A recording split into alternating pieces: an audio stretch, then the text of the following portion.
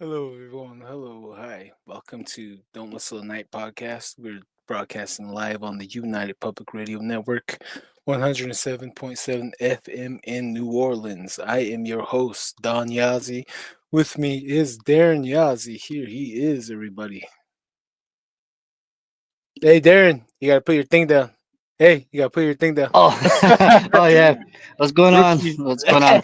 Rookie Yeah, mistake. yeah. I was kidding. It happens. Uh, What's going on, all you beautiful people out there? oh, yeah. Well, Oh, yeah, yeah.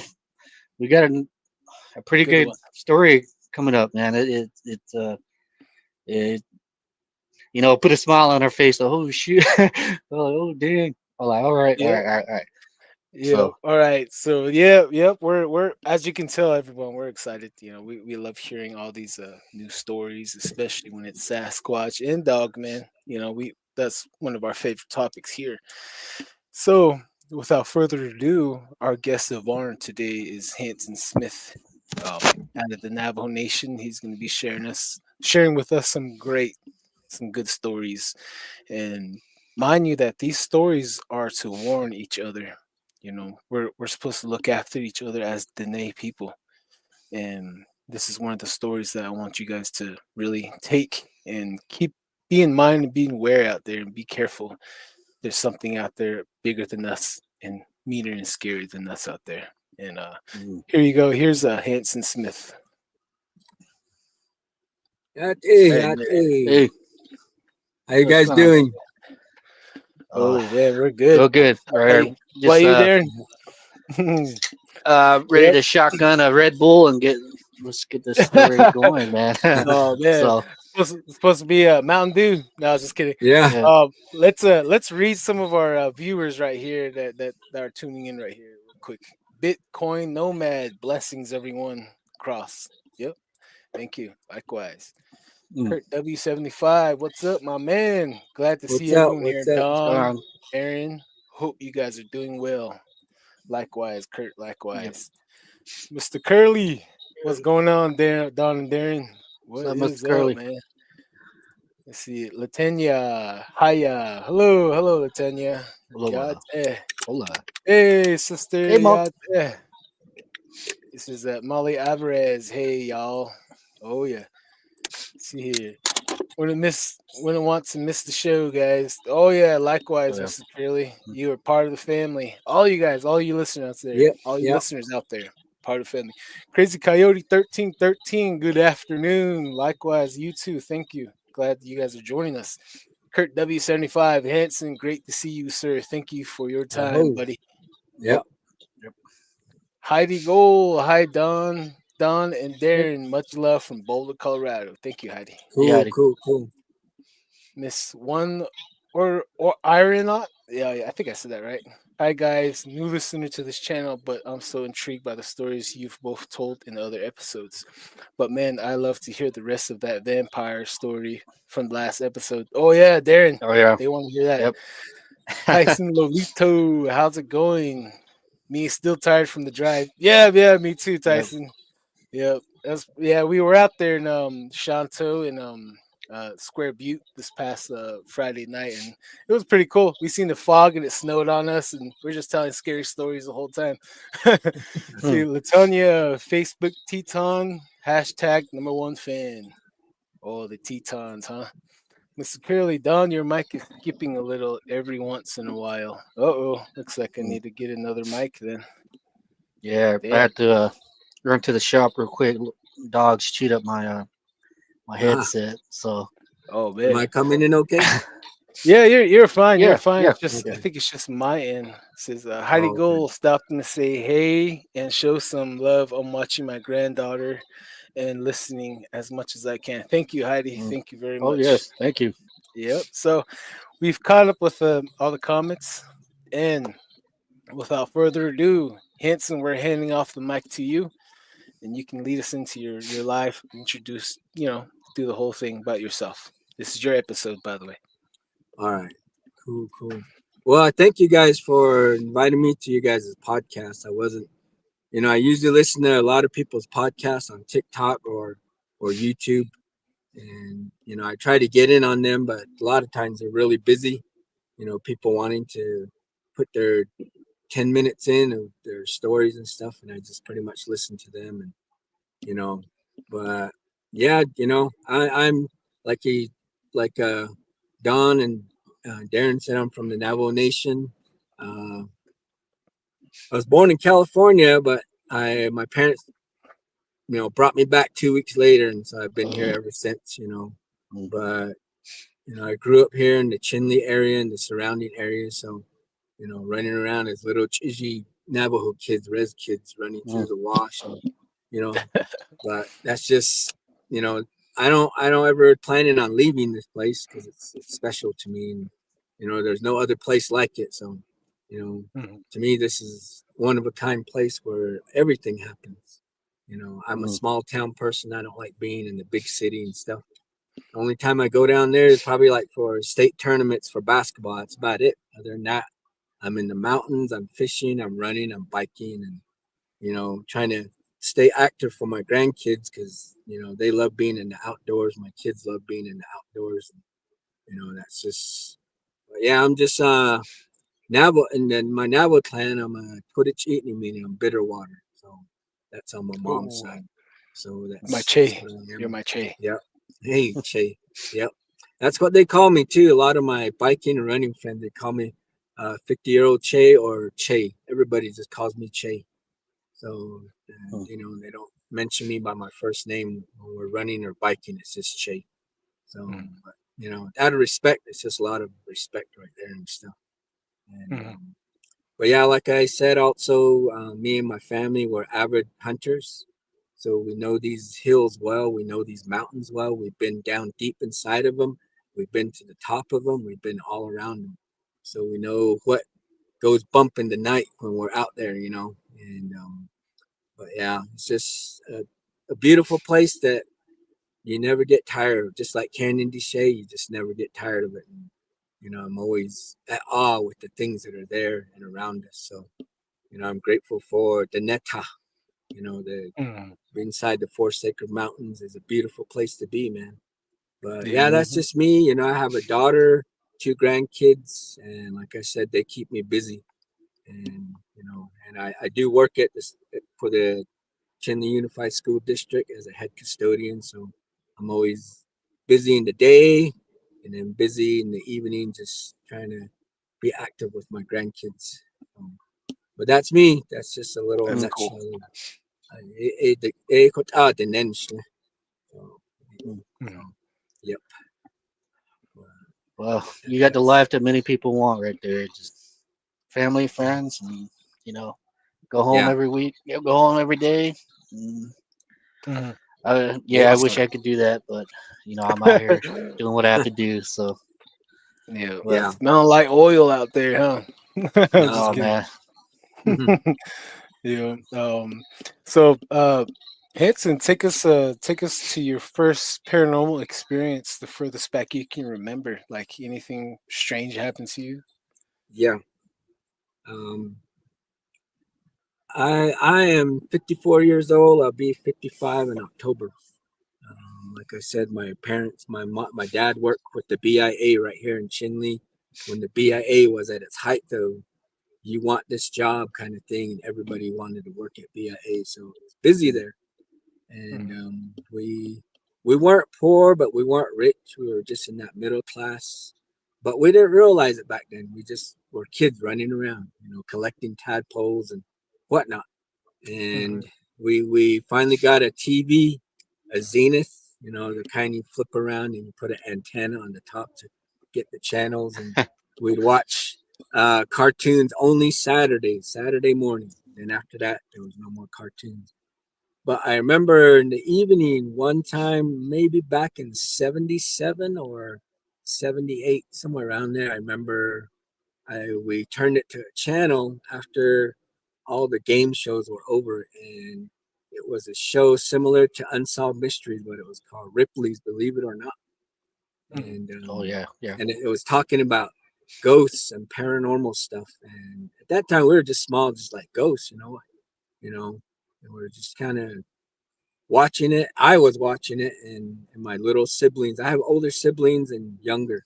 and my younger siblings were there at the time. We were all watching it. My sister.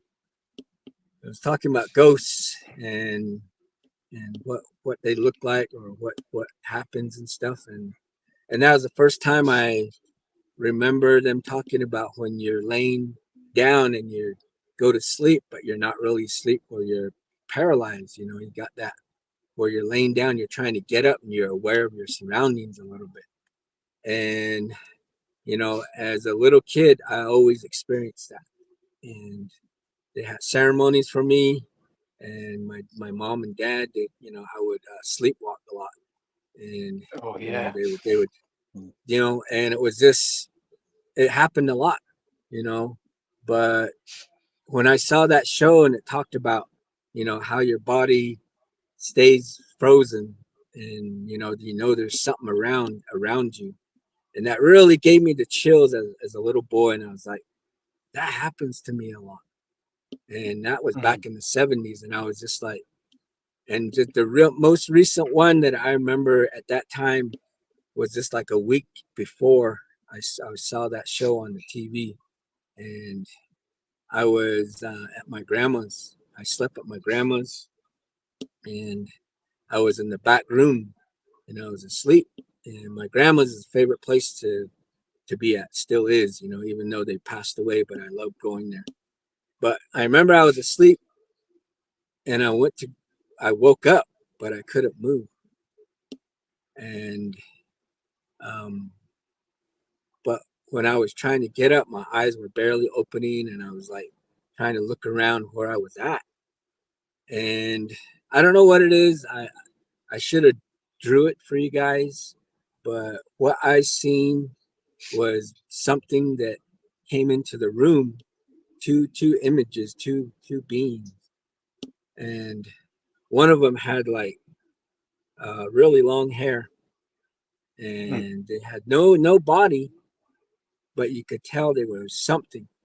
But the best I can describe it is maybe like some empty cans of beans, those empty cans, vegetable cans, but they were like hanging by themselves right here because there were eyes and then a mouth. Mm. And they just kind of freaked me out so much that I was terrified. I was just laying there. You know, I couldn't move already, but inside I'm like trying to scream and yell. And these things were just kind of like hovering above me with back and forth like this. And they were moving actually on top of me, and they were looking down at me. And I'm like, you know, I was just really, really scared. And I just decided, you know, I just need to close my eyes. Maybe it'll go away. And this was when I was maybe 9 or 10, somewhere around there, maybe around there, my young age. And I didn't know what it was. I really didn't know what it was, and it scared me really bad. And it was real. It was real to me because they were in the room, and all I seen was just like a shimmering, the light behind it as they moved around. And that I just closed my eyes from there, and I just hoped they would go away. And I fell back asleep. But when I woke up this time, I could move, and I got up, ran into where my grandparents were. They were asleep. Everybody was asleep. Then I finally, you know, I just went to the restroom, put some water on my face, went to the restroom. Then from there, I don't want to sleep back in that room, so I laid by my grandma. Mhm. And so she just said, "What? You know, you're gonna sleep right here?" And I said, "Yeah, I'm gonna sleep right here." So I laid by my grandma. Then morning came, and uh, I think the only person I told was my grandma. And she, you know, she said a little prayer, and then she said, "Next time you're gonna sleep here, just put some ash on your forehead, and you'll be okay." And but to this day, you know, I always think about that time. Uh, I don't think it was just a dream. I think it was actually something that came and was looking around, and you know, maybe looking at everybody, not just me, but probably everyone. But Mm. it was really weird. It was really scary, traumatizing as a little kid because I always had, you know, those sleepwalking episodes. And you know, in Navajo they call it Ndij Ganj. you know, Yeah. and I had to have ceremonies done for me. I literally had to have ceremonies done for me, and because of that, and it was just uh, not it was unreal, but it was real to me. And just thinking about it, I get the hair on my Yeah. arms raise up, Yeah. because just thinking back to the past of Hmm. what I went through at that time. But that's the earliest I can think of anything paranormal happening, to Mm. me, um, and not realizing, that it could have been, like they say, extraterrestrial or something like that, or ghosts coming in and stuff like that. And Mm. but yeah, that's probably the earliest I can remember, back in the late '70s, or probably around there, '78 to 77 to '78, somewhere around there is when that happened. Wow, man. Yeah. Yeah. Yeah, How do you remember? How many years were you sleepwalking and going gushy, or having that? yeah. And I've always been like that, and they did Mm. have ceremonies for me, and I've always been to where things get really frightening and get a lot of anxiety from it. Uh, And it's I think ever since I was a child, even up to now, you know, the last time anything like that happened, similar to where I get that ndishkanjo, even as an adult, was yeah. probably like maybe 3 years ago, where Mm. I woke up and everything was just really loud, and I just had a big panic attack. And you know, my mom was always there as a little kid to calm me down, or my grandma. Mhm, But this mhm. day, I had to learn how to do it myself, and it gets really frightening, but Yeah, it's always Yeah. been Yeah. there for me. yeah. But that's when I'm Especially. like, Oh, go ahead. Uh, yeah, that's when I'm like, what are these things? What's going on? It happens like this a lot. You know? hmm Mm. I've like for mine, I noticed like when I sleep at new places and like I would see what's there and I would, have that same thing like at new places. I like working on the road, like certain hotels, I would see hauntings, they would come and try to communicate with me. And I would Yeah, get up and find another place like no, and I would try to sleep in my vehicle beside the road and I understand what you mean and Yeah. it's a lot of things out there that are really mysterious. Yeah. Um yeah, Yeah. I can understand myself too, because I went through the same stuff. There's an incident that happened when during this.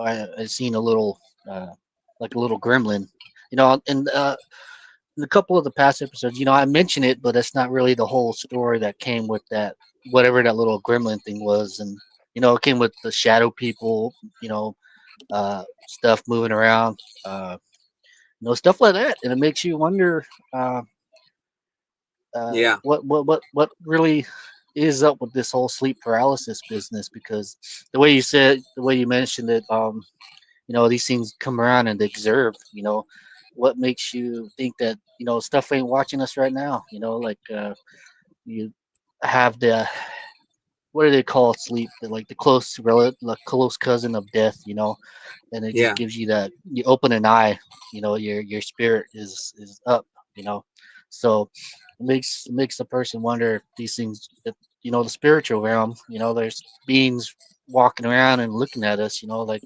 how they say, you have guardian spirits that watch and, observe, take care of you when you're at your weakest point, someone you yeah, call upon, so yeah, yeah, I hear you, man.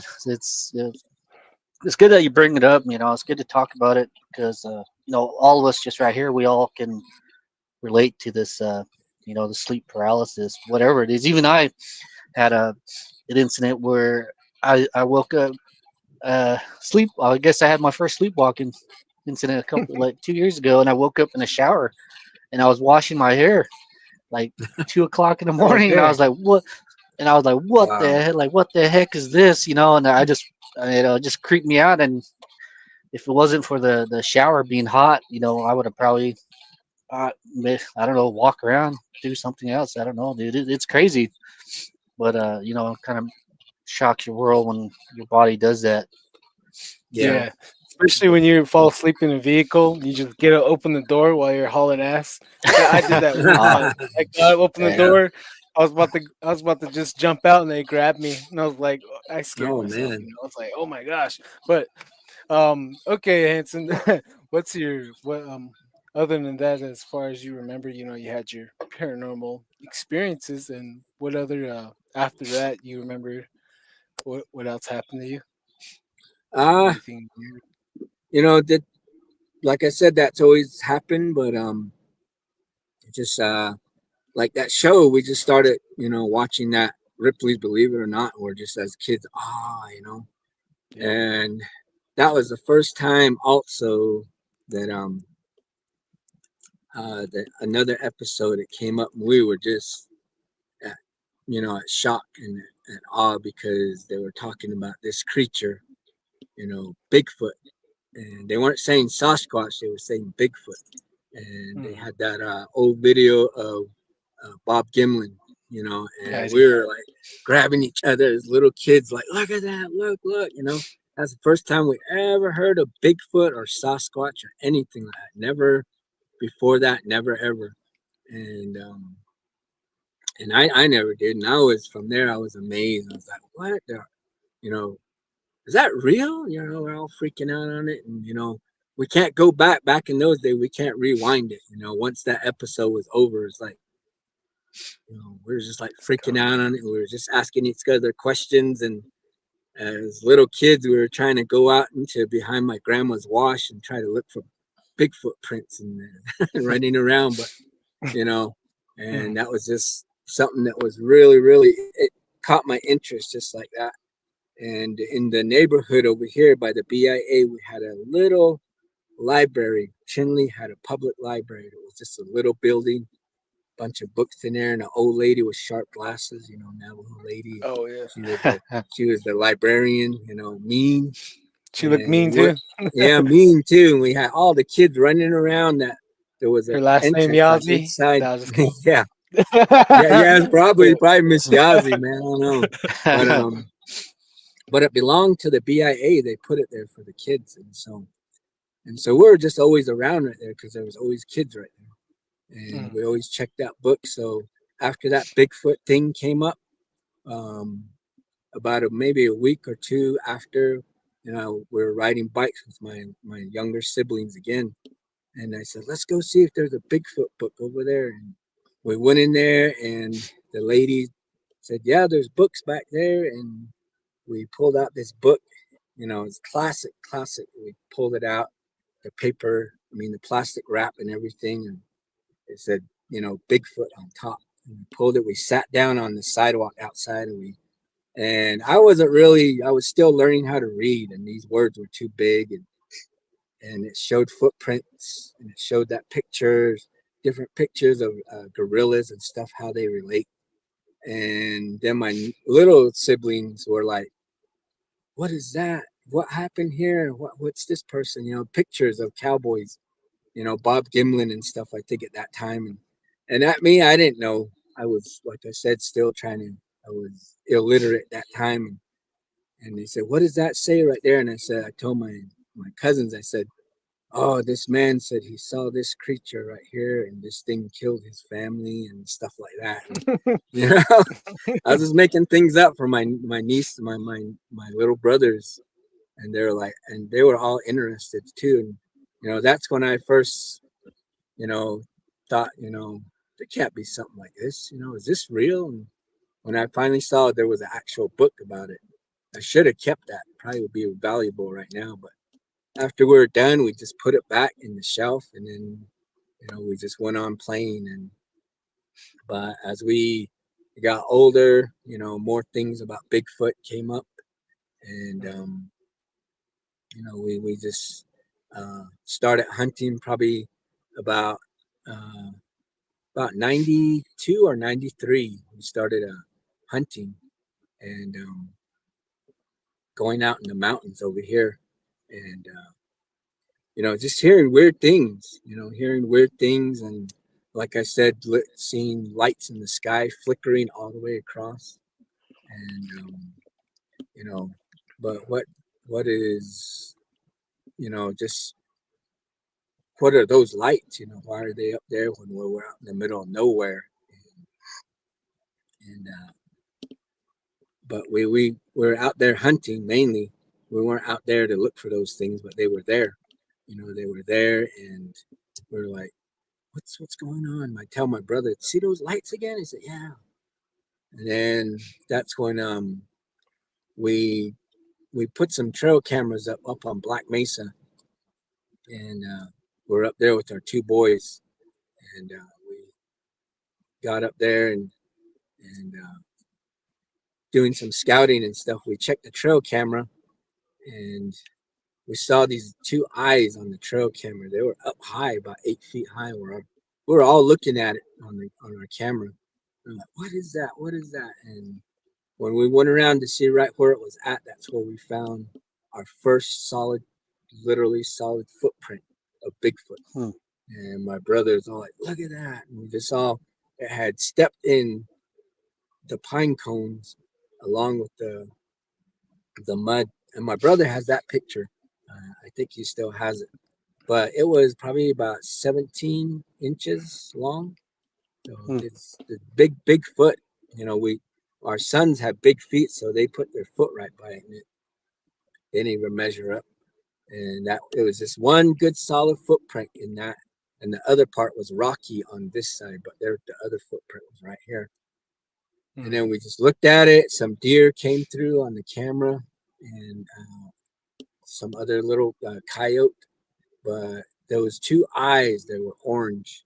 They were up on top in the tree, and then that's where we found the footprint. And that same day, we said, "Well, let's reset this camera." We reset it up, took the images off, and put a new memory card in there. And then we said, "Well, let's get out of here." As we were coming down, this was at the top of one of the high hills to where it's like a saddle where the, the, the wildlife cross. So Mm. it's way up there. And our truck was about 2 to 3 miles away. We hiked up in there. But we all had our bows. We all had our bows, and we were just, fun shooting, going down, shooting at brushes and different things. We were saying you can shoot this. But as we were walking down, we just heard behind us where we were at, we heard a big old boom, like a thump, and it vibrated the ground, and we all stopped, and there was four of us. It was our two boys, my two nephews, and my brother, and we just all looked at it and said, "Did you hear that?" And said, "Yeah." We also felt it. Holy crap! So, but then we just kept going down. We're just going down, and we were talking quietly. We weren't loud. We were going down and saying, there's probably some elk over here, or this is where we saw those elk one time. And we were going down a little more, and then we heard midway again. We just heard another boom, like a thump, like something jumped and it landed. And that's when my nephew said, "It's on this side. It's on this side of the hill. It's on the east side." And then we just kind of looked that way. And then my brother, he really couldn't really hear with his hearing wasn't 100%. And so he goes, "I can't hear anything." But we heard it, and we kept going down. But the weird, as we got down some more, we didn't hear the thump or anything this time. But what we heard next was whistling. And we heard, something whistling, like just not just like that was and it was like playing with us. And then my nephew, we stopped. He goes, "There's something whistling up here on the hill." And then so he whistled back, and then that thing whistled a different tune, and we're like, "Holy crap!" And then my brother was trying to listen, but he couldn't hear it. And then my other nephew Ben Jr. He goes, "It's over the hill. It's right over here." And then that's when we heard like the the the weeds or the shrubs up on top move around. You could hear something moving around up on top, and then it kept whistling. And as we were going down, it was coming down the ridge on the top part of the ridge, and we were down in the ravine, walking along the edge, and we kept hearing it. My nephew kept calling back, and it only went to a certain point, and it just stopped. It just stopped, and then we got down into the open valley, and I think maybe that he didn't want to be seen, or he just maybe said, well, they're off my area now, man. I don't need to mess with them anymore. And Mhm. so we're all amazed by it. We got back to the truck and we're like, man, that was cool. That was cool. And and this is our well-known hunting area. We know that area really well. We know where the elk go, where we can see them, or where all the water holes are, because there are a lot of water holes up there. So this area up on Black Mesa can sustain, if there's a carnivore up there, uh, it can sustain it, because there's a lot of deer, there's a lot of elk up there, there's even the wild horses, the wild cattle up there that run around. So it doesn't need to leave that place. If it could go out and hunt all day and find something to munch on up there. Yep. And but there's people up there that live up there that we know. We've known, my wife and I, my late wife. She passed away like 12 years ago from cancer, but she was a hunter also. But when we were up there, um, we got to know this family, and they let us hunt on their property, and they were talking about, you know, where all the elk are and stuff. And they had their old grandpa. We used to call him Che too. He's just an old man on an ATV herding sheep. And we Mhm. stayed on their property at one time, just me and my wife, and we were hunting. And we came around a corner, and he was just parked there close to the water hole. And I said, "We're going this way, Che." He goes, "Biga." He goes, "Just be careful up there." Because there's a lot of things up there. And we kind of, oh, okay, all right. But Mhm. Navajo, he said, "Hastin na naga hastin." Oh, Is that huh? And he the goes, man. ish hastin." He goes, is tinyon solet, dude. He walks around way up there. He goes, "Ain't not quite a bad don't." He goes, "I have my gun right here." And I said, "Why? What happened?" He goes, "Way up there by that water hole." He goes, "It came out of the trees and it grabbed one of my sheep." He goes, "Better don't na eat ko. I Oh. don't di na I don't connect." He went back into the mountains. And Mhm. I was just like, whoa. And that's when my wife got scared. He goes, "What is Mm. he talking about?" And I'm like, he calls it Hastin, and I'm thinking Bigfoot, nothing Mhm. else. He just said it was a big man that came out, grabbed a sheep, and that's why he carries a gun to that day. I don't know if he's still around. This was probably like 15, 16 years ago that, he was up there, hunting way back there. And I mean, he was sheep herding, we were hunting. And but we did have a lot of experiences up there on Black Mesa with that that particular things happening up there. And like I said, also we find little ruins, not Anasazi ruins, but little being, like little hogans the size of this cab right here, Mm. five-sided hogans. My brother found like two or three of them, small hogans. This one's more of a male hogan, the one you have picture, but the other ones were the wooden one, and Mhm. they didn't have no chainsaw or no axe cut. It Cut was marks. just, they're just Mm. stacked, and they're still there to this day. But we just look at it like, oh, these things are tiny. You have to be Mhm. Mm. crawling inside those, and what's that small that they hang around up there, that they're right there. You know, Do they look old, like yeah, ancient, or do they? Oh, they look to be, yeah, probably over 100 years old. Huh. They're mm. just really old Uh, wood and Over everything. over you know in what they say about some of the. Oh, go ahead, Darren. Go ahead. uh, Yeah, which you know what they say, which way the doorway opens, is this towards the sunset or sunrise? Sunrise. I know this one was towards the sunset right here, towards the east. Oh, Mm. dang. Okay. Oh, If it's yeah. if it's facing the sunset, they say that's the skinwalker layer. And if it's Yeah, facing east, it's Yeah. it's it's normal. Yeah. Mm. Some of these slot canyons, they have these hogans that are built like you were saying, there's no cut marks, no chainsaw.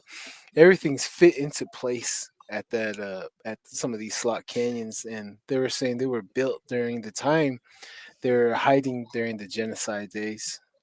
So that's one of the stories I've heard. So it could be one of them, or it could be the little people. That's pretty Yeah, awesome, though.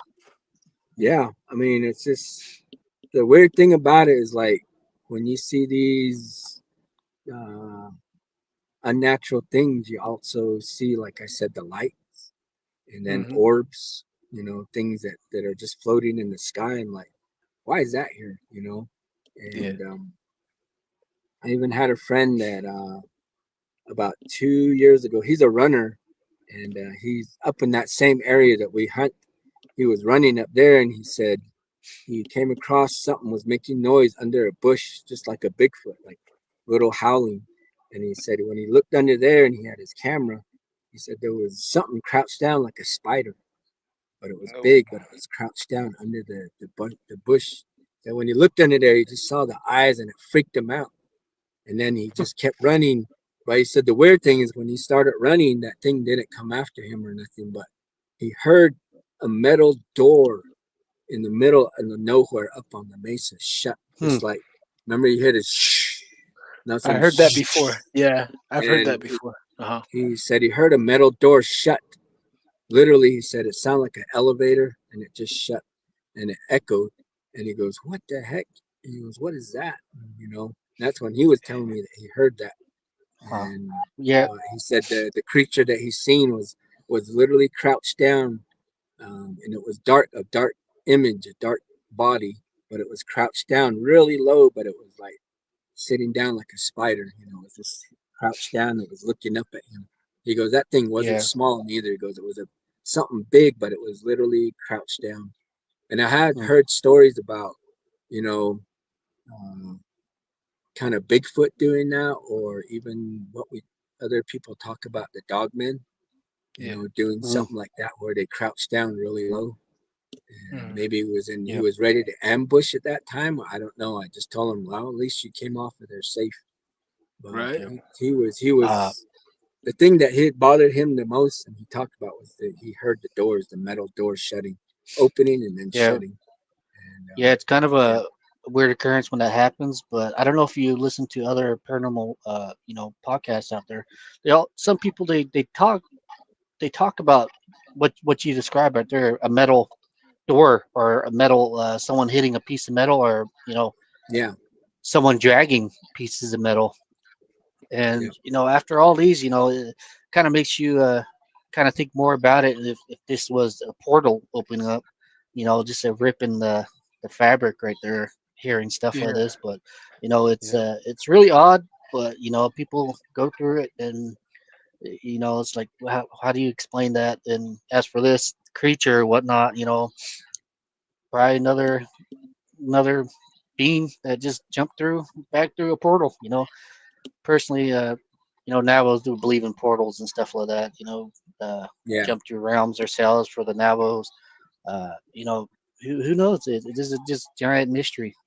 More Yeah. yeah, mysteries after everything. Yeah. So Like in my area, I've like it's called Square Butte, and I've tracked the Sasquatch going up, and there's a little leeway, like a little land bridge that goes to White Mesa, the access, and there's a lot of traffic that goes through there, and this one time I went up there with my dogs, and I went up on the north side of Square Butte to try to be sneaky, and I got to the top, and I was about to make my way around, and I heard the metal right where the area I was gonna go, and there's yeah, rocks both sides, and this is like a narrow path. And I stopped. Both my dogs stopped too. We're just fixated on that area probably for an hour. I was deciding if I'm gonna go, and I had like a feeling that it was an ambush. It was a no go, and I was just standing there, and we heard coyotes crying. And I was like, all right. The sun went down. I'm like, okay, let's go. So I had to hike back down. yeah, So I have heard that before, but but yeah, you can continue. Sorry, we just yeah. jumped in. No, no, no. That's it's good to hear that. You know, I'm not the only one that hears these types of things. Even my brother and my nephews, we've heard all kinds. We've been up there. We've actually been to the spot that was probably the hottest for us is Black Rock out by Saley, um, Mhm. mm, uh, with uh, with Bigfoot encounters. You know, we one year I was up there. I had a deer tag up there. So I was doing some scouting probably 3 weeks before the hunt, Mhm. and I was looking in these areas we call Lost Boy. It's between Black Rock and that Wheatfields turnoff, Wheatfields chapter. In between there, there's a place called Lost Boy. In between some gates that aren't locked, but you go through them and then you close the gates back up. But it's really dense forest in there, and there's a lot of hills. Everything looks the same. There's some guys that the reason why we call it Lost Boys because there was a guy that was this well-known hunter that knew that place very well. He went in there to hunt in the morning. His family couldn't find him. They got worried, and I guess he walked around that whole place lost. Couldn't find his way out of it until the evening. He just walked and saw a fence and crawled over, and then he shot his rifle, and then the family heard it, and they finally got him out of there, and that's when they said, "Yeah, this is." They started calling it Lost Boy, and I can see why. When mm, I go up there, I don't venture too far off unless I'm on a solid road and on a solid dirt road that I know very well. But up there, when I was scouting, I saw the deer that I was interested in, so I was like, "All right, so this is what I'm gonna do on opening day." And so early morning, I slept at Wheatfields Lake, and then I took off before the sun came up. Got to my spot, got out of my truck, started walking, and I said, "Man, this is where those deer were coming out." And I was kind of disappointed, like, "Oh man, I don't see nothing." And just then, I seen that group of deer, that big old buck that I wanted to shoot was just just like time. Everything was working for what I was doing, and that buck didn't see me, and it was coming with the other smaller bucks, and it stopped right at 20 yards. So I drew back on that buck, and my mind was that deer was already in the back of my truck. That's how confident I was at that time. I was like, this guy's already, he's done. I'm gonna harvest him, and then we're gonna go home. And literally, when I drew back my bow and I put the pin on him, and as soon as I literally let it go, the arrow was taken off on the left side of me, way about probably I would say 200 yards. You Mhm. just hear raw, like really loud. And mm, these deer knew exactly what it was. On that sheet, they were probably coming from whatever was following them, but they spun, and that big buck turned his butt like that, and my arrow hit right on his hind end and went into his body. And I was Oh, disappointed because that's not a lethal shot. yeah. And those bucks, they took off. They took off from me, and they kept running straight. And they went probably about 150 yards, and I just slowly followed. And I was trying to keep an eye on that buck that I wounded because I didn't want it to, die and just, go to waste. And so I followed it, and he actually bedded.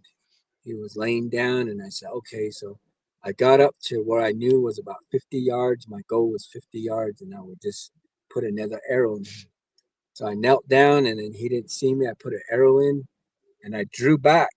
And this time, when I drew back to right here, a lot closer again over here, this Bigfoot screamed out really loud. It does a raw, like there's a big scream, and I'm like, man, I was like, is that real? Is that really happening? And so these bucks, they all got up again. They took off.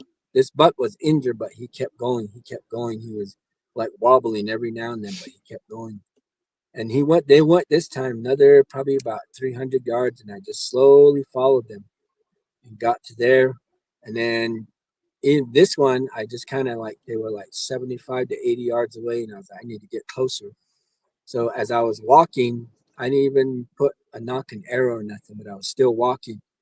And for a third and final time, this Bigfoot was a lot closer. I would say 100 yards, and mm, he screamed out. And this time, this one kind of shook me, and he screamed out really loud. And I was like, man, this thing is, you know, it was scary at that time. I was like, what? Am I gonna run into this thing? Is he following these deer?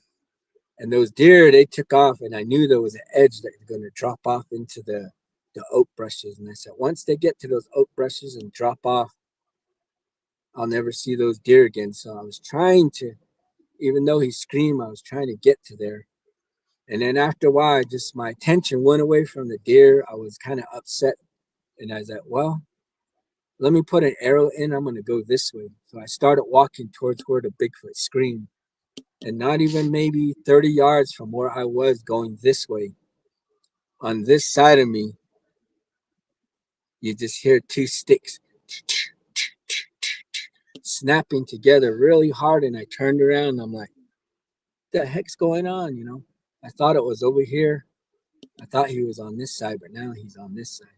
And I was like, so I turned around and those deer had already gone over the edge into the oak brushes.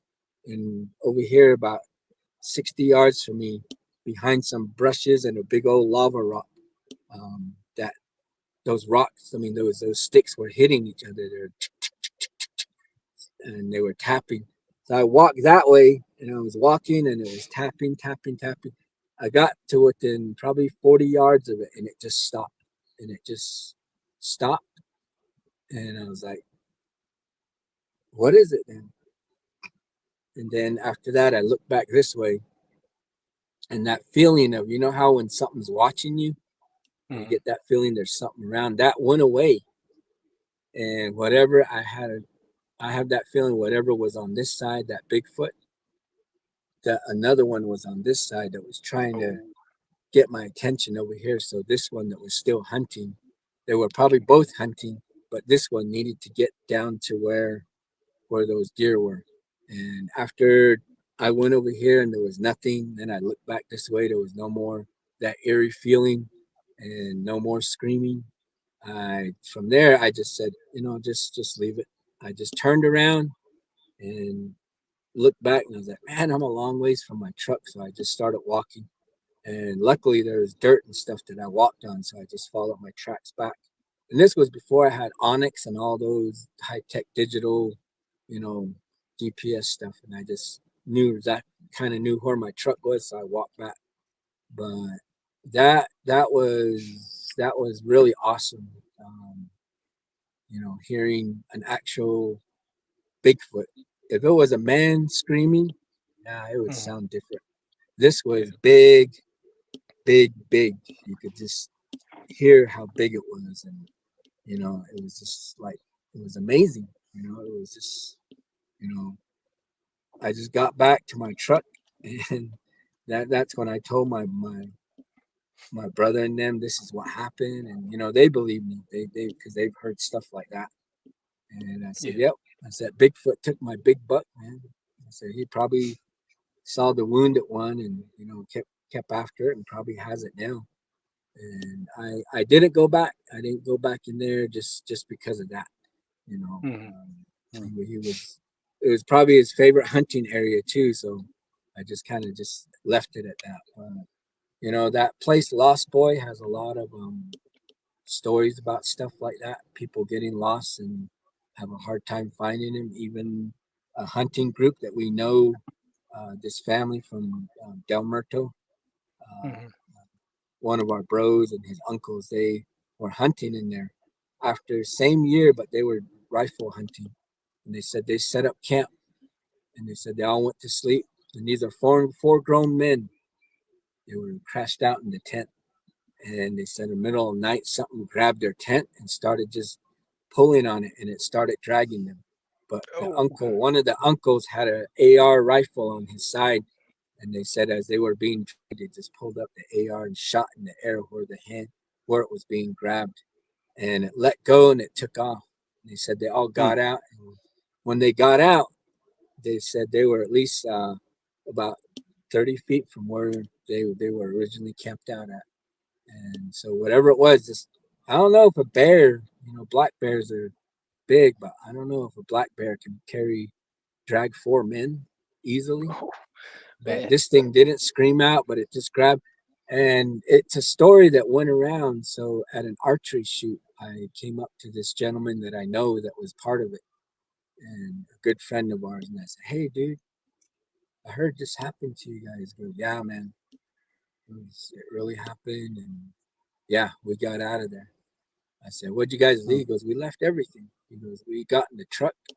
It started when we fell asleep in the truck. It started shaking our truck again, and we just Oh took off. man.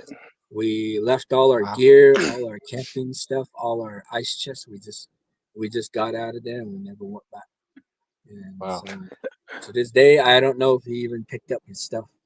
You know, Mm, they're big time hunters from Del Muerto too. So, mm. Uh, uh, well, when was but this? yeah, Was it I would fairly say when recent, or this, huh? was it fairly recent, or No, this one, I would say, when did this one happen? Probably 2018, somewhere around Just there. oh, recently, Yeah, not just, too yeah, long ago. recent. Yeah, oh, nothing way in the Yeah. back. This was, yeah, Hmm. yeah, I don't know if you yeah, listened to a couple of our past episodes, but we had another man pretty much say the same thing. The Bigfoot came by and picked up the tent with him, and he shot a couple rounds off at it. You know, I don't know, man. This Bigfoot tried to Let's snack himself a lunch. real quick, guys. Let's catch up with the comments here before we get behind. yeah. Corvid, New Mexico. Hi guys, Darren. I looked for you yesterday at the Rama Fair in Rodeo. Man, Mm. I was at work duty calls, bro. But Oh, I thought you were the fair yeah, king. So no, this yeah. That just Yeah, I kidding. wanted to go back, man. It's been a while since I've been back for the fair Nice. season. yeah. Oh, right here's Mr. Curly. Che means grandpa. Yep, that's for all you listeners Yep. out there. Che means grandpa, and if I say it to like Hanson here, I say shiche, shiche. That means my grandpa. So that's what I'm referring to him. Or like Darren would say like your grandpa, that'd be in che, like And shiche. Shay. But yep, Yeah. in che. Then Carla Washington. Hello, Don, Darren, and Hanson. Hey, Hey, Ate, what's up? Ate. What's up? Corvid, New What's up, man? Ate. Mexico. Smile heart. Hi, Don and Darren. Much love and many blessings to you both. Darren, I looked for you at the Rama Fair and Rodeo yesterday, going to get your picture for the Gallup Sun someday. Hmm. Oh, Right. man. Oh, That's what's up. Yeah. And here, Carla Washington once again. Darren, when are you going to tell stories about the vampires and Flagstaff and Mm. Albuquerque again? Oh, oh. we got Team Oh, Edward man. in the house, huh? No, just kidding. Right. Fabian Perez. Yeah, it's oh Nado, Yep. yeah, it's Yep. Good and afternoon. Good afternoon. yeah, Corvid, New Yeah. Mexico. The first time I had sleep paralysis was the first summer up here at Rama/Pine Hill, some 17 years ago. It lasted about 45 minutes during the Oh, afternoon. man. Oh, Ooh. jeez. Oh, Yeah. man. That. Oh Wow. That's man. a. Whew. Yeah. Yeah, those Then aren't fun, man. They're nope. just, Yep. especially if you see images or things walking around you. It's not Oh fun. yeah. Nope. And In Corvid, New yeah. Mexico, again. This was after I got the orbs on my trail Oh. cam. After the first week here by myself, I think the spirits of the people who lived here before Anasazi checking me out, possibly, Yeah. huh? Yeah. And let's see here. I've heard that middle noise about 7 years ago. I was walking outside in the afternoon and heard that sound. There was one print in the yard. My house was next to the magic forest, our portal area, and the elegant hobo. Hello, all. A little late watching as I was cherry picking. Oh, hey, Oh. send some Oh. Oh, down this nice. way. Yep. Uh, Yeah. Some good stuff right there too. Yeah, and then Crazy Coyote 1313, the Bigfoot can go down on all fours to move like a spider to hunt. Oh yeah, Yeah, I definitely. believe it. Yep. Yep. I Then believe that. oh yeah, Yeah. they're faster. Yep. Yeah. I Tyson heard the. Lolito. Um, Tyson Lolito, it distracts you from one yelling. You were probably right on top of it. It made that noise for you to turn so that when you were walking up to walking up on it and to see you. Oh yeah, definitely. Right here, Yeah. Corvid, New Mexico. I had that happen camping in the Adirondack Mountains. Nothing tore our tent when this happened. Right below Algonquin Mountain. We were Wow. scared. Wow. We were You're scared, man. scared, man. Oh, jeez. Woo. Yeah, Woo, you're only man. normal. You're Mhm. not scared like that. Yeah, Oh, for man. those Bigfoot too. I heard them. They when they do this like spider crawl, they walk on the tip of their fingers. So Oh they man. don't. Yeah, they don't put the hands on the palms to the ground. They use the tip of their fingers, and that's how they kind of run around like that. It's crazy the ways some people explain it, but you know that's their choice. I believe it. I believe them. Yep. Yep. And you can continue, Hanson. we caught everyone on the Yeah. comments, but yeah. All right. Oh. Yeah. I don't know. We talk about Bigfoot and how they, these things crawl around on their feet, and then you got also like somebody trying to call me. I just call Oh. them back later. But just like Darren said, there's also that thing called dogmen. Hmm. Yep. That's Yeah. I've experienced Bigfoot. I also was a scoutmaster at Boy Scouts of America, and back in the early 2000s, I took some boys on a scout camp to Thunder Ridge, Utah, and this scout camp was like 12,000 feet in the mountains, up high, and that's where I seen my first actual Bigfoot walking Oh. down. What they have those deadfalls off of a steep hill, off the side of a steep ridge.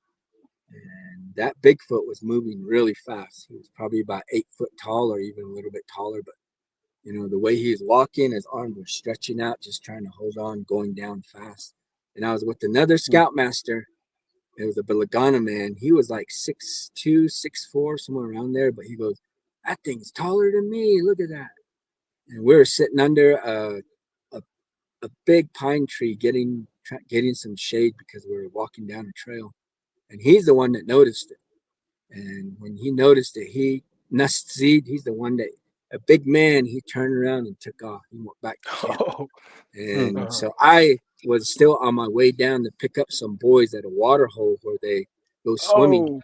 And so I still Mm. had to go down, and that Bigfoot was coming down into the Shoot. the grove of trees. And unnecessarily, I was walking like, man, why now? Why now? Why am I going? Why does it have to be coming down the direction I'm going? And so I just kept going. I was just staying on the path. And I got to where that tree line was, where we would probably possibly meet up. It stopped inside the tree line, but I just kept walking, and I knew you could just feel something. If it was a bear, he's watching me. If it's Bigfoot, he's watching me. It wasn't a mountain lion. Mountain lion aren't black, aren't dark, and they're not standing upright. This thing was literally standing upright and coming down.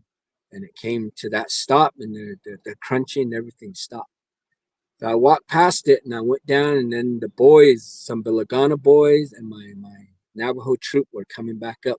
And I had four older boys that were 17 years old. They were about to be uh, graduating from high school. And one of them was my nephew. And I got and I got mad at them. I was like, what are you guys doing? Come on. And they're all mad, like, what's going on? I said, I just freaking saw Bigfoot and these four boys, my four boys. They said, where? Boom. They just took off from me. One of them was a Belagana boy. And they took off, and they all took. I was trying to yell at them here. I got mad at these little younger kids. They said, let's go. And then we started walking. When we got up to that road, that trail, they were all standing there, and they were waving me over.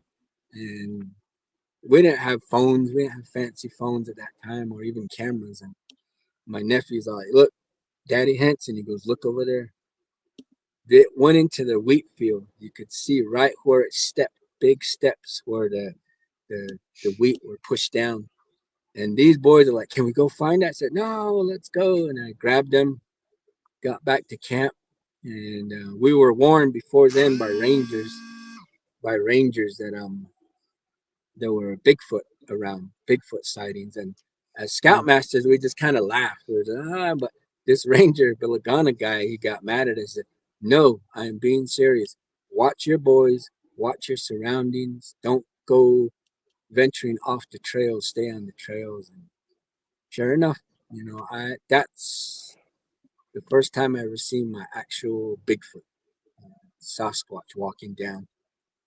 Mm, And but the boys later that night, the older boys, they didn't want to camp out by the little young boys and by me as their scout master. They wanted to go higher up in our camp area. But they said later that night something came around, was walking behind their tent, and their zipper didn't work on their tent. So they're afraid that whatever it was going to grab them. So they just were laying there and they curled their feet all up and they're all curled up all night, they said. And we kind of laughed about it, but my nephew said, he goes, Daddy Hanson, something it was breathing really deep and it was just walking around behind our tent. And when later that morning, when I went out, I said, where'd you guys camp? And I looked behind, there's a big open field of the wheatgrass, and something just walked around all on top of it. You could just, it was pacing back and forth, and then where it went, the grass was just laid down all the way. So I don't know if it was Bigfoot or if it was a bear or something else, but yeah, that's that wow. was my story with my Boy Scouts, and that one, that one for me was awesome. Just watching that Bigfoot walking down literally trees that have fallen down where you have to crawl over. He's just stepping over and coming down quick. And that steepness of that hill, that side of the mountain was like that. And the trees were, it was something that normal Impossible normal for human us. beings not Yeah. gonna walk down. Yeah. Um, but Dang. Wow. the quickness is what I seen. The quickness of the walk, and like that guy said with the the the way Bigfoot can crouch down and move really quick and being agile. I seen that. I seen how fast it Mm, moves and stuff. And but Wow. talk about the dogmen and how those dogmen can crouch down, and that gives me the chills a lot. Mm. That I like I told you guys before the the podcast started. People always say, "Have you seen one?" And I told you guys, you know, hope nobody, you know, gets upset about this or anything, but I did see one, and I shot an arrow at it, and it was, if I didn't shoot an arrow at it, it would have probably killed me. And Hanson, Jeez. could you lead us into the story for everyone? yeah, Because Yeah. Even. like the whole Yeah. thing was it was yeah, nice. I think Yeah. yeah, Yeah. Man, it kind of um, got chills just kind of hearing it, man. It's real, yeah. real, frightening. Real frightening. Like I always say, we hunt all over the place, and this particular place that we're hunting, I was with my uncle and my cousin and my cousin brother, my younger brother, and we were out there hunting, and um, we already knew about dogmen. We already knew about Bigfoot. Me and my cousin, we love to hear stories of that. In that certain area, we've heard, Bigfoot screaming and stuff. There, just a lot of Bigfoot evidence and stuff up there, but different things, different things. But during this particular hunt, we were hunting, archery elk hunting, and we came around this corner going down the mountain, and we seen the herd of elk. They cut across the road and they were going up a ridge. And I usually have a handgun, my handgun on the side of me, but I didn't at that time. I left it in the little back seat compartment. I jumped out, told my uncles, I'm going to go after them. So I grabbed my bow and I took off after them. And my uncle and them, they turned the truck around. They started going back up around. They kind of had a knew where they're headed to. So they said, "We'll meet you back up there." I said, "Okay." So they took off, and I started following the elk up that trail, and I could see them. And I was going up. And they went into this opening, this little meadow opening. It wasn't a big opening, probably like 50 yards by 50-yard opening. Then it had the oak brush all around it. And so when I got up there and I seen where they went, they were going and they took off, and I was like, okay, let me go this way. And so I knocked an arrow. Then I was like, which way should I go? And then, or should I just stay right here? And all of a sudden I heard something. And I thought, man, they're coming back. So I got ready. I had already had my arrow knocked. And I seen something brown coming out 50 yards from the brush coming out. And it was a dark, dark brown, and it came running out. And here, it wasn't an elk. Um, this thing kind of blew me away. And I was in full camouflage, had my hat on, had my hoodie on. The breeze was coming towards me, so it wasn't going towards the elk. Mhm. Oh, Oh, oh, no! yeah. Always at the Oh, always at the good part, man. Always oh man, cliffhanger. the cliffhanger. Well, wow. Get the rest of the story next week, Ah. people. Tune in. No, just kidding. No. Oh, Let me see. Let me yeah, text man. him. Yeah, Oh man, this is a perfect cliffhanger, huh? Let me you're, text him. dang it. We lost you. Okay. Oh, okay. We'll just wait till he gets back on. Yeah, well, for this, yeah, we talked about it at the At the start pre of interview, before the and he podcast. brought Yeah. yeah he brought this up, and both Don and myself like, oh man, this is gonna be a good episode, like Yeah. crazy his Yeah. encounter with this Yeah. dog Yeah. man. Yeah. Oh, there he is. There he is. Well, wait. Oh, I'm There he back. is. I'm back. Oh There man. I am. All right, You My left my us with phone. a My hell of a cliffhanger. oh, no kidding, huh? Jeez. It's good. It's yeah. good. It's good. Anyways, It's good. luckily I have internet service right by my house. I'm actually using my phone because sometimes our internet goes out. So Mhm. hopefully it's strong enough to keep going. But anyways, as I was talking, sorry about that, guys. Oh, you Um, good. but Oh, it happens. this this thing came out of the brushes 50 yards from me. I was downwind, full camo. I wasn't moving, and this I thought it was a bear. When I thought it was an elk first coming back, but as I seen it, I was like, no, what is that? And then I was like, oh man, it's a bear, and it came out of the brushes, and it pounced out, and it looked around, and I stood still. I was literally still and just waiting. I was like, man, this thing's got to go. But what was weird is his hind quarter were really low to the ground. His arms kind of went out sideways a little bit, but he was shaped like a dog or like a hyena, and Mhm. the upper part of his body was longer, and he was downward. But it looks like he could stand up, but he didn't. But the weird thing is, I've seen bears. I've seen black bears. That's all that's here.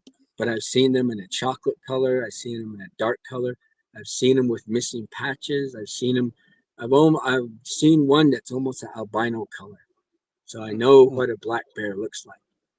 And this thing, standing at 50 yards, stood still, looking around, and it had his hair was like dreadlocks. His hair was really long all over his body, on his arms, coming down by his head. Mm. His ears were taller, a little taller than a bear. So they were kind of sticking up, and like Mhm. they're listening for the noise. And I was just like, holy cow, is this a bear? And all of a sudden, the weird thing is I didn't move, but he looked right towards me. He looked 50 yards, from 50 yards away, he looked right towards me, and he's just looking at me, and he had his ears up, and all of a sudden his ears just went downward, both Oh. sides, and I seen the ears go down. His hair was just hanging down. It was like really, it was something different. It was like freaking me out. And so just being watching TV shows, I was like, that's when I moved. I grabbed a log and I threw it at it. I said, hey bear, go on, bear. And I threw the stick. Then I grabbed a lava rock and I threw that lava rock towards it. And I waving my bow in the air. Ah, no, what ya? I was like, standing there. And this Mhm. thing, no, he had his ears down, that that glare, that stare, and from 50 yards to 10 yards, boom, he was on me. Damn. Luckily, I had my arrow drawn. I mean, not. So I drew back and I took about 2 or 3 steps. He was already within 10 feet of me right here, but he was coming at a speed, just coming straight like that, really fast. And I don't know, sheer luck, but when I drew back, I released that arrow and it hit him right in here. Mhm. Boom. At 5 feet, nutsball, that thing was just turned, and you could just see his hair, his dreadlocks just And he, flying up in the air, yeah. and it just whoa, and all that dust, and then he took off. And for me, I just knelt down after it took off. I was like shaky, and it took off, and it ran down into those oak shrubs. It ran down. I seen that arrow go in and come out his back, and when he turned around, he ran down. You just hear the oh, oh, like deep, and it shook me up. It really shook me up, Mhm. and yeah, I, Huh. me and my brother, my cousin, we talk about it because my uncle later on came and found me, and he was kind of laughing like, "Hey, why are you saying a prayer?" But later on, he noticed that I was shooken up, and he goes, "What happened?" And at that time, I said, a bear charged me and was ready to attack me. And I had no choice but to shoot it. I said, and I shot it. And then my cousin came, and yeah, it's to this day I ended my hunt there because it was something that I never seen before. Yeah. When they talk about dogmen, me and my cousin we said, you killed one, you shot it, Hmm. you Mhm. know. And this thing was did not look like a bear. It ran different, it moved different, and it his sense of awareness was not wild like an animal, like a wild animal. It knew that there was something right there, so it was looking around and it found me. Being fully in camo with trees behind me, I was pretty much invisible, but it seen me and said, "Oh, okay, you're right there." And Wow. Do you Huh. do you think it was stalking you the whole time? it might have And been, what's your guesstimation on how tall? And did you see a snout? yeah, he had a snout. He had a snout. You could tell by the seriousness in his eyes, just coming at me like that. And it was not, it was different. It was more human characteristics, like it was trying to look for something. Hmm. Oh man, And Uh, apex predator. yeah, and You know how I tall? would say if he stood up, Cameron, my cousin, when I told him it was about yay high, but I think if it stood up, it would probably been around like over 5 feet, maybe 6 feet tall. Mhm. hmm. Um, yeah, Oh man, Wow. wow. but yeah, So, it's uh, yeah, it's frightening, really scary, man. Like, Hmm. so some of yeah, this stuff you wonder why you go through it alone, but it's just a story that I don't know I even know how to put words for it right now. But I feel you, man. Whatever these things are, they're out there. Like we're talking about before. Like I don't even think there's an Navajo word for uh, uh, these werewolf type beings. But I heard yeah. another Navajo man talk about it too. But his encounter was a coyote. It was about the size of a coyote, strangely, Wow. and like I mentioned it before, when he lifted up his rifle to put the coyote down, the coyote stood up and it let its fingers go. I guess for Whoa. whatever reason he was talking about that. He's like, I think these things run on their with their fingers tucked in, you Oh know, man. because and so in some way it matches a coyote, so you coyote print, but stuff like this, even with the encounter that I had, it makes you wonder how do they run? With the long fingers like this. Tell me, what how did the ears look? Were they like a bear? They uh they straight Like a pointy? wolf ears, like Well, a Yeah. German most Shepherd. most most bears are gonna have a little bit of roundness to it. Hmm. Yeah. You know, Yeah.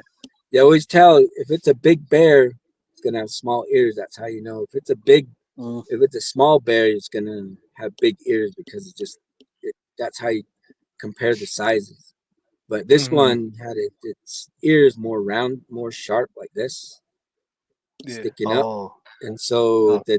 the once I went back, it was like literally back. And they Oh these wow. ears moved, you know, and that's how I knew it was ready to attack. Is like when it just stood there In towards the me, ears back.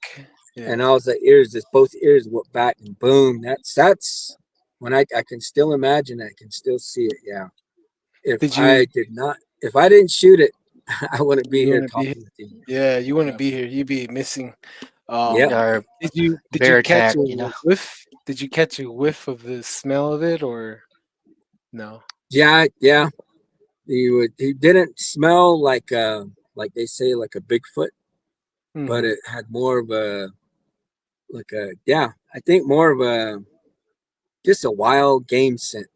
You know, Wild, Mm. nothing. wild Nothing. creature. Yeah, like Oh, a wild animal. You know, it wasn't too musty or anything, hmm. but at that time my smell sense wasn't because it was mainly on him.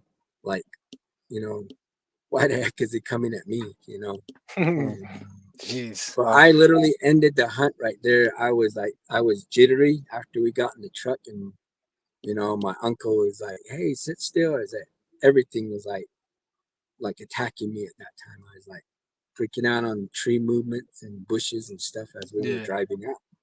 yeah. And That's what I think your relatives right here, Cameron, your cousin, Cameron oh yeah, Tortolina.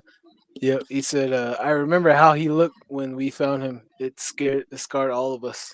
Oh yeah, yeah, like it yeah, was Yeah. real. It's That's one thing legit. about going through encounters like these is these people don't talk about the after effects. They don't talk about you know being scared to go to sleep, or just like what you said, you're looking around and seeing all the jumping at everything. Just the wind blowing through the trees kind of puts you at a certain disadvantage. It's frightening. It's scary yeah, going through the after effects. yeah, Almost like a PTSD off some of these encounters. You know, I'm no different. So uh, yeah, I get real kind of Yeah, scared. Get intimidated just to drive around at night. So yeah. yeah. Let's catch up with this the comments real quick, just a few. Okay. Melody Alvarez, she says, "Oh no, hmm. then Mr. Curly, that's scary if it pauses on you and your face has a crazy look." I think it's when you left us with the cliffhanger. Mm. Oh yeah, Oh, yeah. yeah, She says, Tyson Lolito, did it have a canine face? And you would you more of a human huh than a canine looking? yeah, yeah. Okay. All right. Yeah. B cast. My mom has a story of a dog mane. When she was a teen, they were harassed by one. My grandpa tried to get rid of it, but forced them to move. It's near Cuba, and people talk about seeing it along 550, Highway Oh wow. Oh, 550. Okay. Oh, okay. Nice. Five All right. yeah. fifty. Yeah. Yeah. But Five. get back, give us the information. We'd like to talk to her. Yeah. Right. Right. But Let us know. Yeah. yep. For real. Yeah. Yeah. Definitely would like to check that out. Yeah. For the Um, messages, I like people getting involved. Asking questions. Using the little messenger system that we have right here. Uh, let's they have a chance to ask questions, and personally, you're the person to answer them. So Yeah. by all means, ask questions. Write a Oh, question. We'll put it up.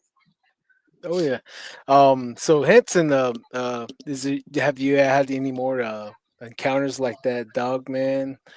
I know when we chat before, you said you experienced some skinwalkers and a little bit of hauntings like ghosts in schools, right? Or oh yeah. Yeah. This school uh, that I work at, yeah, we a lot of staff members, a lot of my workers. We experience uh, different paranormal stuff over there. Hmm. Um, I remember the one story I was telling on another podcast was when I first started working at the school I work at right now. Nobody told me about nothing like that. Nobody told me about genies or ghosts or any of those, skinwalkers running around in there.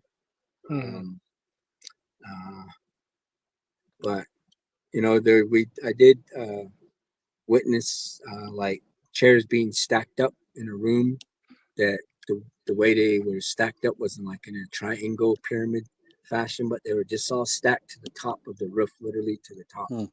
And I was like, Jeez. who did this? Nobody goes in that room. There's only one way in and one way out in that room. And it was never used. That room was vacant.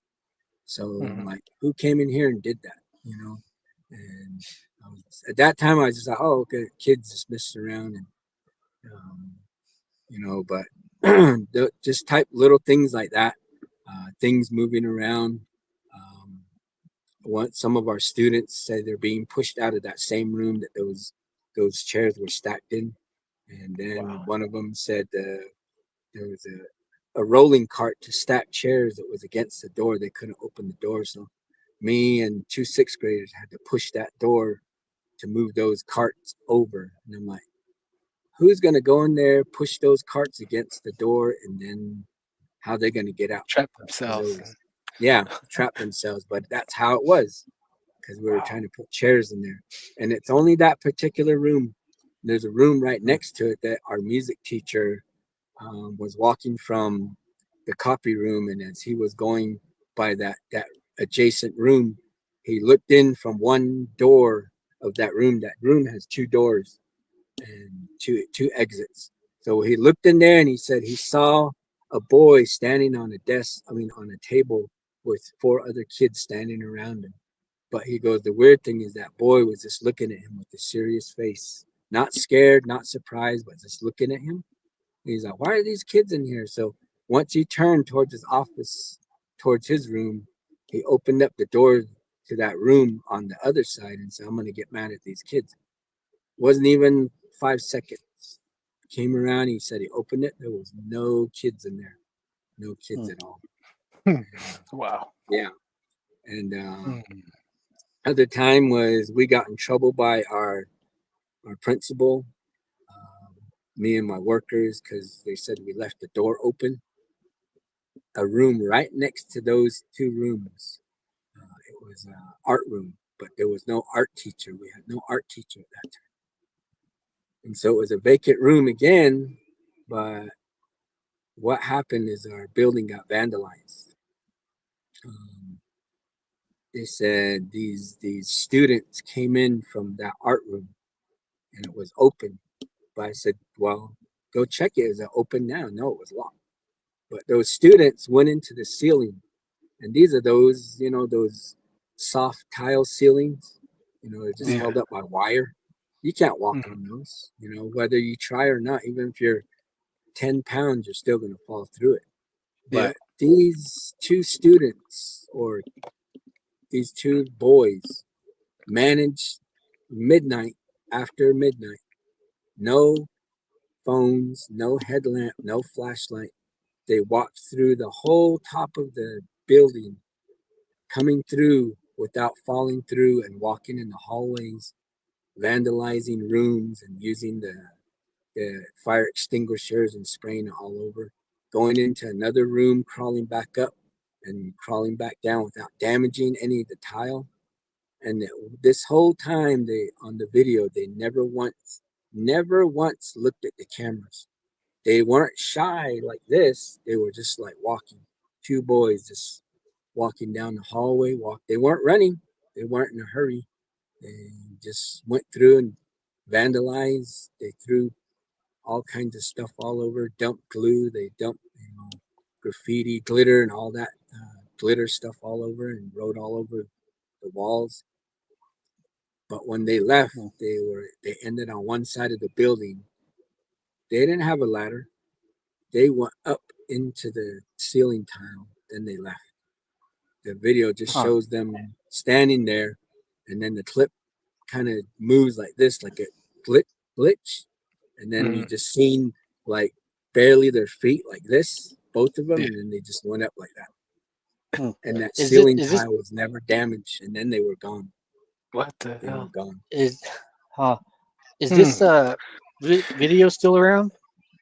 This No, these are only they only show them for a little bit, and then that's it. ah oh I man. do have, oh gosh, one of my phones. Uh, the paranormal one that I had is I was in the gym. There was PE going on. Kids were playing volleyball, and I was rolling the trash can towards the boys' restroom. And out of my peripheral vision, by the urinal, there's the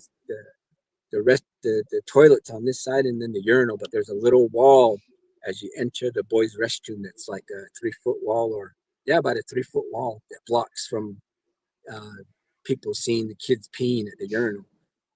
But as I Hmm. was walking in, at my peripheral vision, oh sorry, my peripheral vision, I was walking down. I had the trash can, and because I'm a custodian there, and I just saw this kid standing there, a kid, literally a kid, like a sixth grade kid, and I thought he was messing around. So I said, "Hey, don't mess around." And I looked up. When I looked, he cut behind the wall. He literally took off. And then when I walked around to get mad at him again, there was nobody there. Nobody. I Wow. looked all around in the whole restroom, got the heebie jeebies. I just turned around and took out. I didn't even grab the trash that was in there. But I looked Hmm. at the time and I went to our security and I said, Lamont, this is what time I seen this. Look at it. Look at it. We all looked at it. And right where I was walking in at that time, there was a black image, like a black shadow, kind of like a blob or just a mist.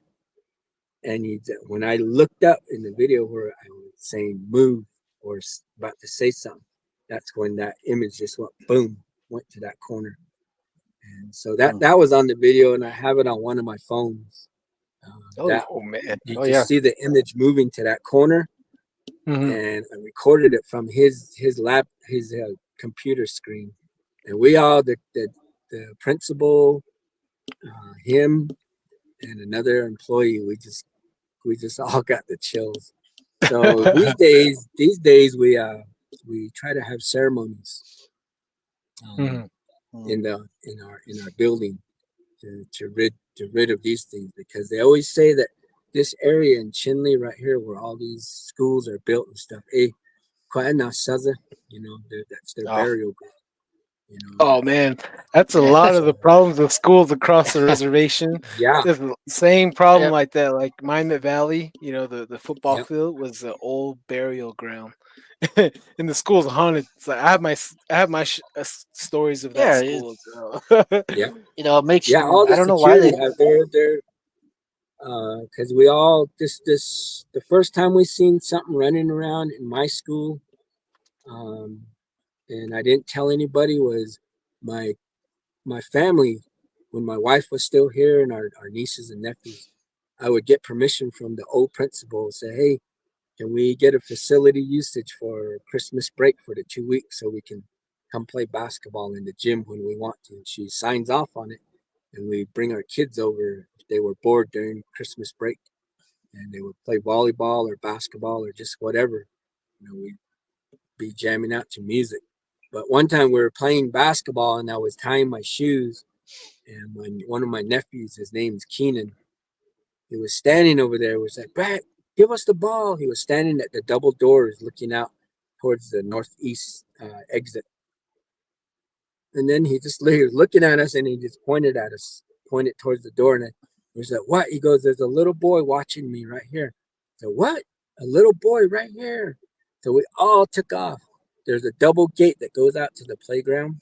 We didn't hear that gate shut. All the doors were closed. And get mind you, this is the same next to the room where the chairs get stacked up in that Mhm. music room. And so that's when we first seen. that that little boy. And now these days, we all of us employees we call him Toby. Toby. Can't remember, but I think it was one of the little boys or one of the kids um, said his name's Toby, and so we're just like that. From there, Hmm. we just started calling him Toby. And Dang, that's weird. Yeah. one of our old principals, he's no longer with us. I had a lot of principals go through my school. Been there 15 years, but this guy was a cool principal. But he goes, "Hey, do people bring their kids on weekends, or who else comes on the weekend?" I said, "When were you here?" He goes, "This past Saturday." He goes, I said, "Nobody should be in the building." He goes, "Yeah." He goes, "I was doing my work." And he goes, "I just saw this little boy run up to the door, and he had a striped shirt, like a long sleeve, but striped shirt. And he just looked at me. And I said, 'Hey, little guy, what are you doing here?' And he took off. And then he goes, the principal got up and he walked all around in the front office. No little boys, no other people but him in that building. Hmm. And that's when we told him. And then he freaked out on that. Uh, people see that little boy running around. And so right now things happen, things still happen, but I just tend to ignore it. Sometimes I'll Mm, go in there in the evening and work. I'll hear Hmm. things like when I was waxing the floor before school started. When you step on brand new fresh wax as if it was still drying, you hear that squeak, squeak, squeak, and you know somebody's messing up the floor and you're going to get mad at them because you have to redo it. mm, So I was almost done with the second coat and I was down by this other end A wing and I was done, almost done waxing, putting on a second coat when I heard around the corner down the hallway, I heard squeak, squeak, that squeaking. I was like, "Hey, get off the floor, get off the floor." I was yelling down that way, but nobody mm, answered back. And then I called on the Hmm. radio. I called my two workers. They said, "No, we're over here in B wing. We're trying to get these rooms clean, get it ready for you." And I said, "Who else is in the building?" They said, "Nobody." And I had one of them. I said, "Go walk down the hallway, see if there's anybody down here, but don't go mm, on the fresh wax," because I had a sign. But they walked down. They said, "There's nobody. Can you hear me?" I said, "Yeah," because they yelled down the hallway. "There's nobody here." And that's what freaked me out. Hmm. Heard those footprints, heard those footsteps. Like somebody stepping on fresh wax that hasn't really dried yet. yeah.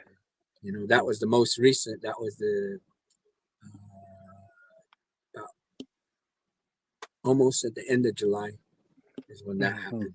That we heard Wow. heard those noises and stuff like that. So, but we really try not to talk about it when we're there, or if we're there alone. We just it Encourage happens. it. Oh, Yeah. You encourage it, it just keeps doing more and more. You know, um, but Wow. Uh, what just are those the things like that. what do the kids say? Do the kids mention anything like that? Do the teachers have? They used to. Or, There was one, and we have this big hogan, real nice hogan.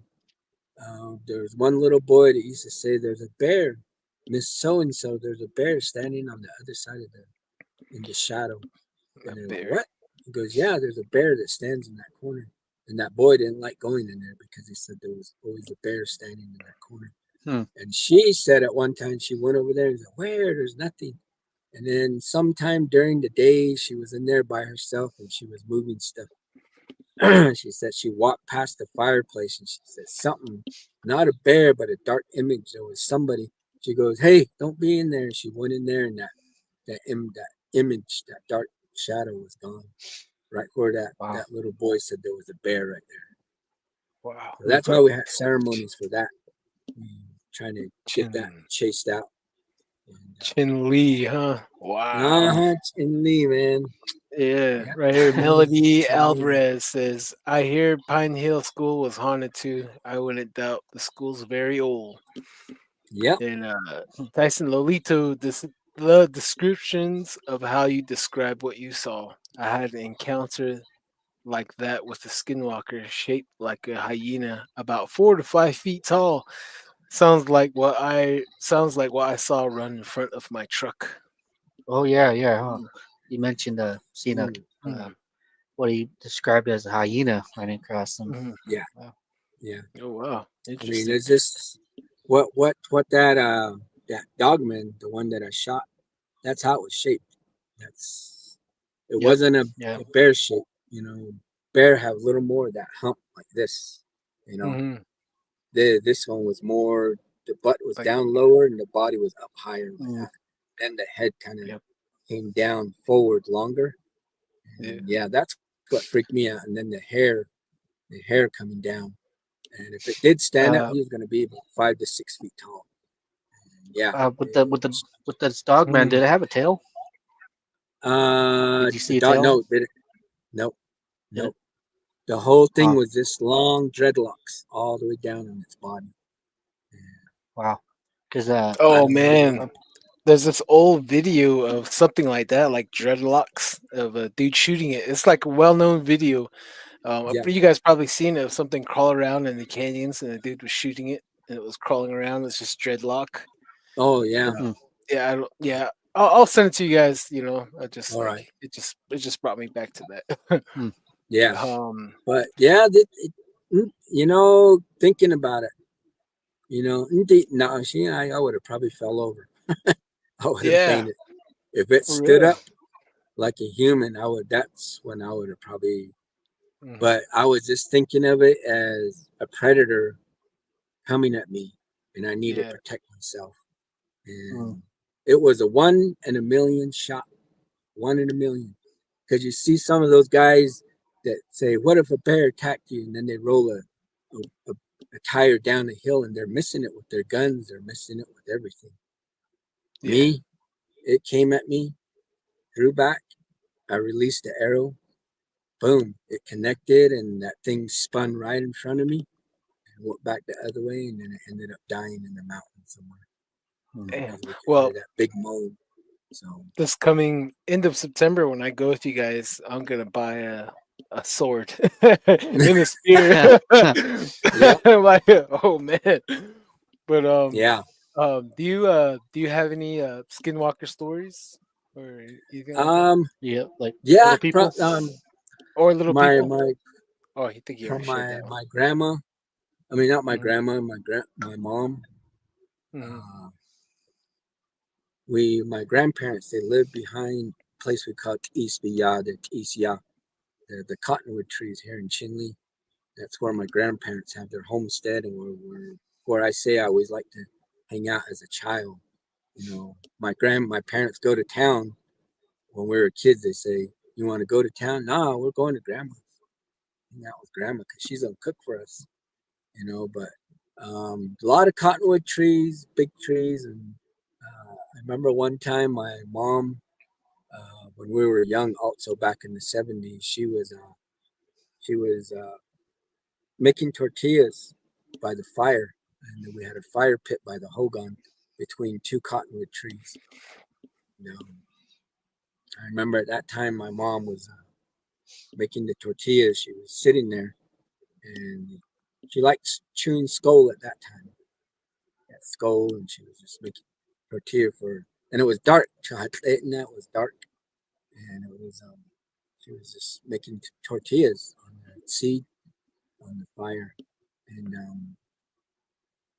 all I remember, she came in, she was stumbling, and my grandma at that time said, "What happened? What happened?" And you know, when she finally came to, and she told her story, she said, "Yeah, I was sitting there, I was making fry bread, and out from the wash, through the trees, this thing came up." She goes, "Shechant," and that dog came up. Hmm, She goes, "I thought it was one of our dogs," and so she just didn't think anything, but this thing came up and sat right by the fire, and she just sat there, and you know, she goes, "No, what's it?"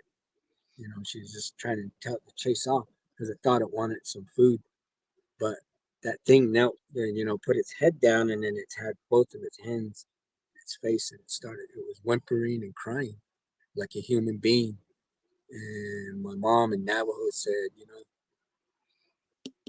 don't come around. Don't be coming around like that. You know, you're not from here. This is Hmm. not your property. We don't know you. Get out of here. And that thing just looked at my mom, moved its hands, and looked at her, and then it stood up. came in like a dog, but it stood up like a human, and then it walked away. And Oh then my my mom gosh. just finished her tortillas. That's when she walked back and she lost all of her energy and she fainted. And that's when they picked her up and they brought her into the living room. And, you know, um, but yeah, it's just the stories that my mom had, my grandpa has, especially my mom. She always told a lot of stories because she was the oldest in the family. And she said back in the other homestead where we grow our corn across the wash, um, at my grandma's land.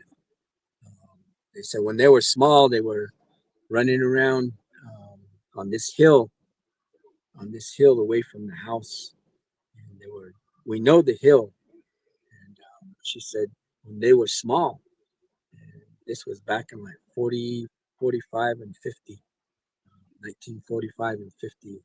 Kids were just small, then she was the oldest. So they were running up and down that hill, just rolling down and running down. Said it's got dark, and they were going to try it one more time. When they got to the top of the hill and they were going to roll down, they said they heard this big, like, rum, rum, like a big motor. And the way she described it is she turned around and looked and she said it was like those monster trucks. But back then, she said, the headlights were really bright. The, the, the, the headlights and the head, there was lights on top. The tires were big and it was parked there and it was making all that noise. And this is 1950. There's no monster trucks on the reservation, Hmm. you know. I don't think they were around then, no? Nah, nothing, What? Hmm. nothing. And she said this had bright lights and it was big. It was up high, so it was jacked up. And Mm, she said that thing kept revving and the kids were like freaking, and it took off at them at just full speed. And she said they got scared. They all, instead of rolling down, they all started running down the hill. They started running back towards the house. They said that thing came off the hill and started going at them really fast. And it damn. was making a lot of noise. And they were all screaming, her and her siblings, and they were running. And all of a sudden, out of nowhere, it just stopped. It went away.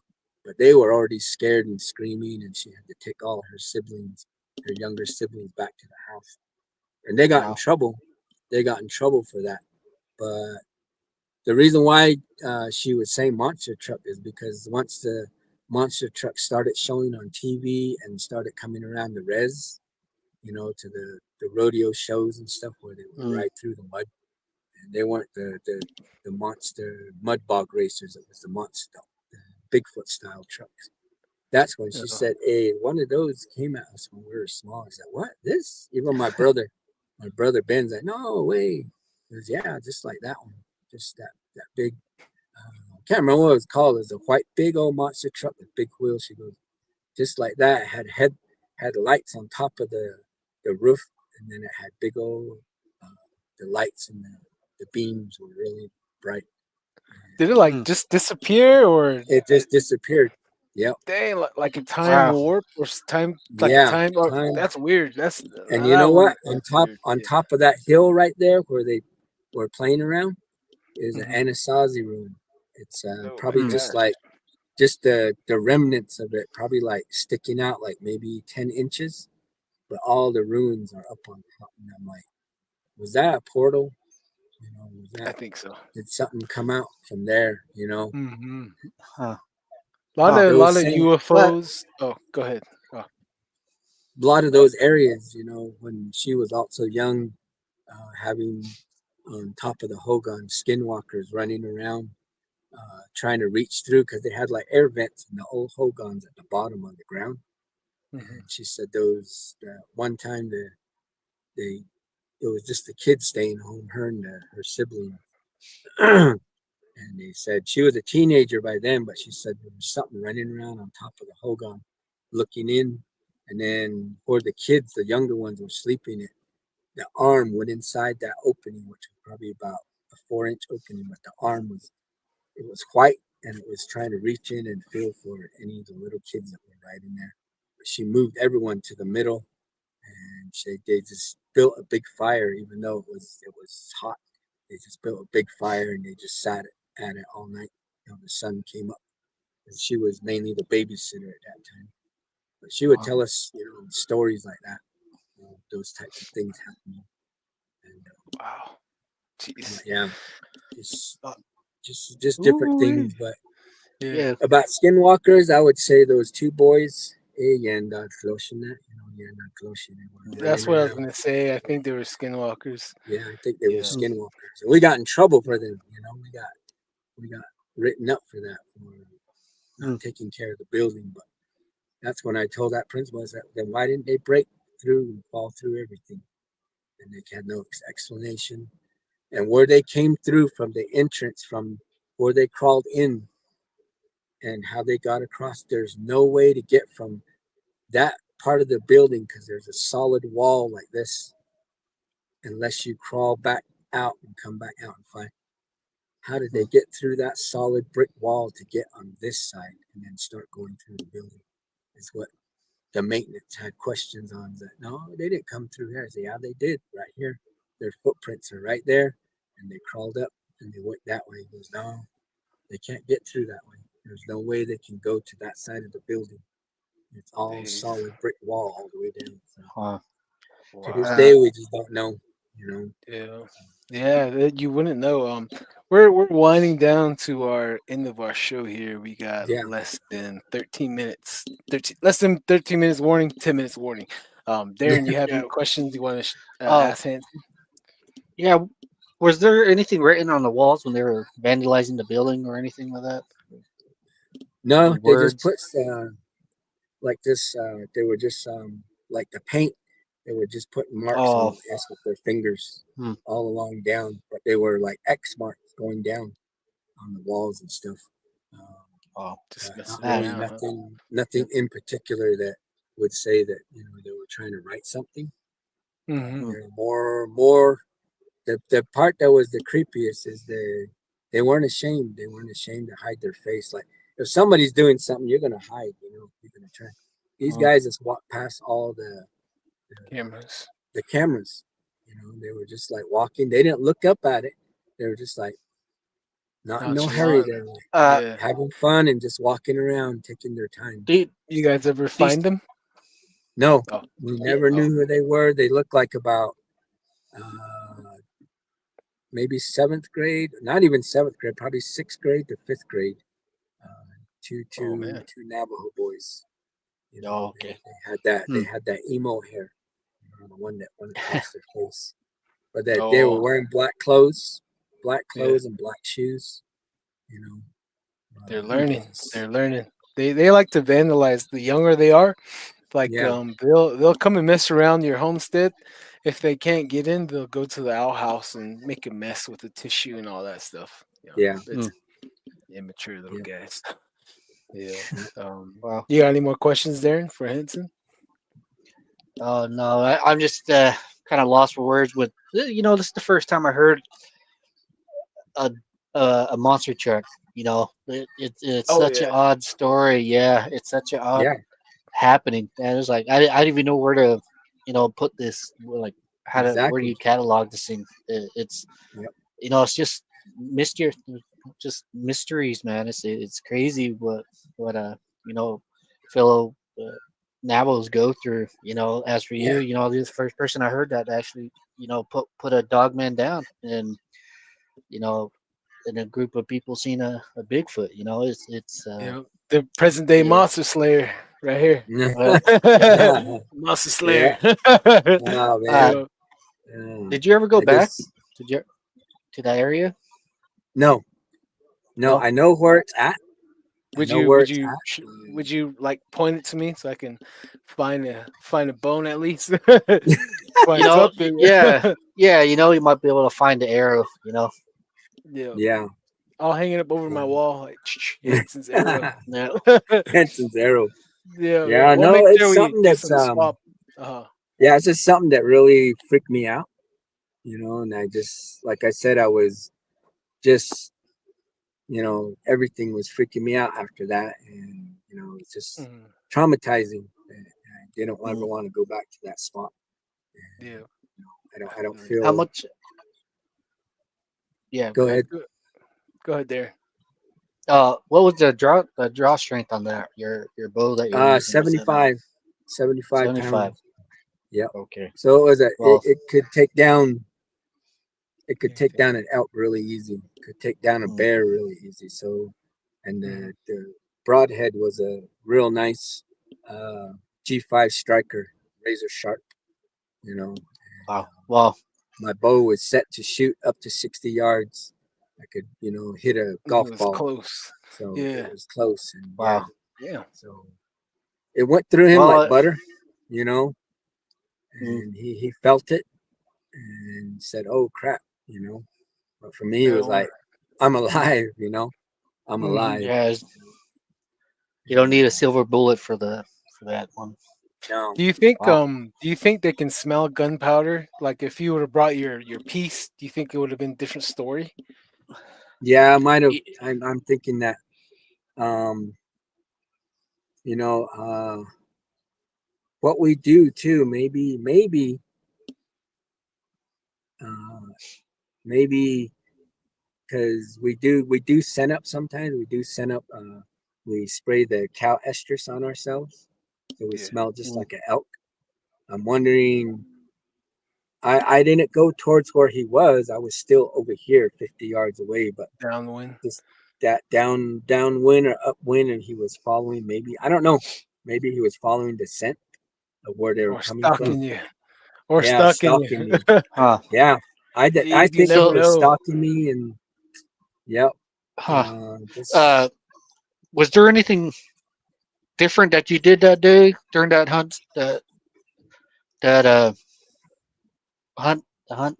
Was there anything different you did? Anything different you used? no. Just nothing out of the ordinary. Just besides you Yep, running into this dog man, huh? yep, Put your Wow. pants on without even unbuckling it. Just something magic had to happen yeah, that day, you know. Yeah. Took your yep. lucky rabbit feet. But And that's man, the now same. mhm, This is the same season that we were all hunting for that elk op- opening before a week before that happened. yeah. We got in there with Cameron and his dad, and it was dark. We closed the doors on the truck. Me and Cameron, we closed the door quiet. We don't slam it, but my uncle slammed the door, and we looked at him like, "Hey, don't do that." And just then, I kid you not, Cameron knows too. Um, Mhm. we heard this big scream like a chimpanzee. Mm. You know how you have that big chimpanzee? They always say Bigfoot sounds like a chimpanzee. Just screaming for 30 seconds up higher on a ridge. And we're just all my uncles just like at disbelief. And me and Cameron, well, our first thought is that's a Bigfoot. He's a Wow. real loud, just screaming, Hmm. screaming, screaming. And as soon as he stopped screaming, we heard the turkeys gobbling. We saw deer running across out of the brushes.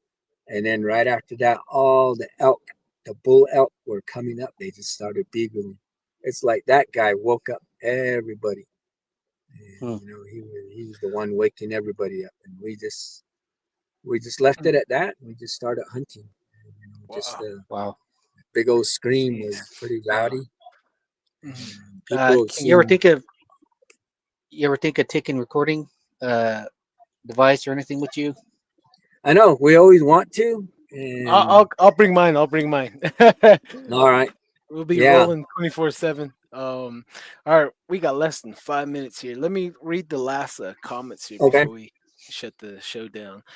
My mom said the dog man was fast. It would run from tree to tree on two legs in seconds. They used to go outside. It would growl at them from the dark. They left the homestead when it tried to break in. Ooh. Right. Do you think people mistake dogmen for skinwalkers? I would Uh, say so. I think so. yeah. The first one of the first man I talked, he was a coworker, and uh, he needed a ride, and I gave him a ride, and he's like, I seen something right here. He's like, I told him what happened, and he's like, "Skinwalker." I'm like, "No, I don't. No, this isn't a skinwalker. These, it was, you always hear skinwalker stories. It's always something abnormal with them. Like the eyes don't glow, or stuff like that. They have hands. Just something like this. No, like this was full blown Mhm. animal. Is kind of, Yeah. yeah. So could be. Mm. I don't know. Who knows? Yeah, like the difference, like the stories that if it's a skinwalker, they have jewelry on, they have their little satchel, the little Yeah. Mhm. medicine toolkit, and they would Yeah. have face paint. Like the ones I Yep. seen was a little different than the other people seen. The one I seen was a coyote lower leg. He had an apple blanket on, bunch of jewelries on, and face paint. And Mm. when he took off, like it sounded like a shotgun, like a gun, and a thunder, like a thunder strike. And when he left, he looked like Flash as he's running down the dirt road, and it sounded Yeah. like thunder. And he was Wow. like boom, boom, boom. His body was just illuminated, and he was flying down the Mm. road, and he was gone 5 miles like that. And I Dang. turned around, my uncle and my cousin, they left me standing there by myself. Yeah, so Wow. yeah, Well, I think you have to ask the Native American community, like for the Yeah. non-Native Americans out there, because everyone's slapping skinwalker on everything out there. oh, Yeah. right, Exactly. right. I Yep, Yeah. yep. I got in a text or message argument with I saw that one guy's uh post on TikTok where he says Skinwalker, Skinwalker, that Belagana guy. Oh yeah, And yeah. and I told him, I said, "Gee, they're not called skinwalkers, that's a white man. We call it skinwalkers." I said, in Navajo we call it different. Other tribes call it different. I said, they're not gonna know you saying skinwalker, skinwalker. Plus No. we don't go out and look for them. We don't go out and find them. I said, they they come to you for a Find you. certain reason. And then he turned around and said, you know what? There's no such thing as skinwalkers. There's no such thing as all these things. And he goes, because I've been out there. I said, well, sorry to say, but I said, you're not native. He said, these Mm. have been going on for many years, many centuries. I said, you believe in God, right? He goes, yeah. I said, well, how do you know God's real? You haven't seen him. You haven't seen Jesus Christ. I said, same thing right here. I said, if Yeah. you believe in them, then these guys are real too. And I said, because we've Yeah. seen them, we've dealt with them, and I said, Hmm. they are real, and you don't mess around with them. You don't. What you do, you're calling bad upon yourself and upon your Hmm. family. But after that, he Yeah. never really talked. He just ignored me, and then he said they're not real, and then he blocked me That's after it, huh? Yep. I'm gonna have to shut the show down, guys. that. All right. You guys, thank you again. Thank you for your time, Hanson. And Yep. Yep. Thank you for inviting me, man. I enjoyed it. yeah. Like I All said, right. I was a Oh little no, bit yeah, nervous. All But right. yeah. I'm gonna shut this down right now. We're running yeah. out of time. Okay. All right. Thank Okay. you. Thank you, Thank Hanson. you.